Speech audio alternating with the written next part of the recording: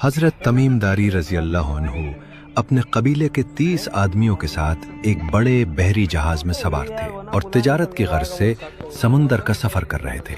अचानक समंदर में एक खौफनाक तूफान उठा।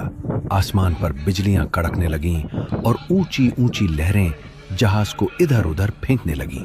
तूफान इतना शदीद था कि जहाज पूरा 1 महीना लहरों के रहमो करम पर भटकता रहा। आखिर एक शाम सूरज गुरूब होने के वक्त उनका जहाज एक अनजान जजीरे के किनारे जा लगा। सब लोग कुश्ती में बैठकर जजीरे पर उतरे। अभी वो आगे बढ़े ही थे कि उनके सामने एक अजीबो गरीब मखलूक आ गई।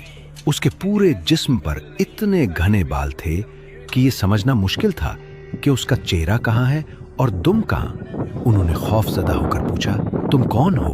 उसने जवाब दिया, मैं जस्सासा हूँ। फिर उसने जजीरे के अंदर एक पुरानी इमारत की तरफ इशारा करते हुए कहा, इस इमारत में जाओ, वहां एक शख्स है जो तुम्हारा मुंतजिर है। वो सब खौफ के आलम में इस इमारत के अंदर दाखिल हुए। अंदर का मंजर और भी ज्यादा हौलनाक था।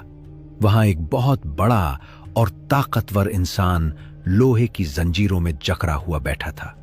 उसके हाथ गर्दन के साथ बंधे हुए थे और पांव घुटनों तक भारी बेड़ियों में जकड़े हुए थे।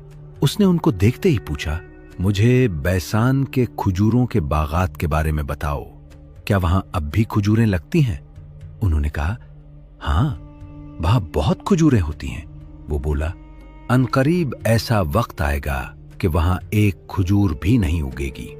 फिर उसने पूछा, मुझे बहराए तबरिया के बारे में बताओ, क्या उसमें पानी है?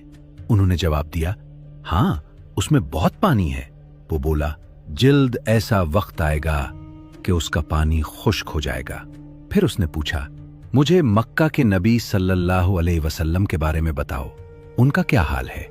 हजरत तमीम दारी रजी अल्लाह अन्हु ने बताया, वो मक्का से हिजरत करके मदीना जा चुके हैं और अरब के लोग उनके दीन को कबूल कर रहे हैं। ये सुनकर उसकी आंखों में अजीब चमक पैदा हुई और वो बोला, अगर ऐसा है तो यही उनके लिए बेहतर है। सुनो, मैं तुम्हें अपने बारे में बताता हूँ। मैं मसीह दज्जाल हूँ। फिर उसने कहा, वो वक्त करीब है जब मुझे यहाँ से निकलने की इजाजत मिल जाएगी। मैं जमीन पर निकलूंगा और 40 दिन में पूरी दुनिया का सफर करूंगा। कोई शहर ऐसा नहीं होगा जहां मैं ना जाऊं, सिवाय मक्का और मदीना के। जब भी मैं उन दोनों शहरों में दाखिल होने की कोशिश करूंगा तो फरिश्ते नंगी तलवारें लेकर मेरा रास्ता रोक लेंगे और हर रास्ते पर फरिश्तों का पहरा होगा।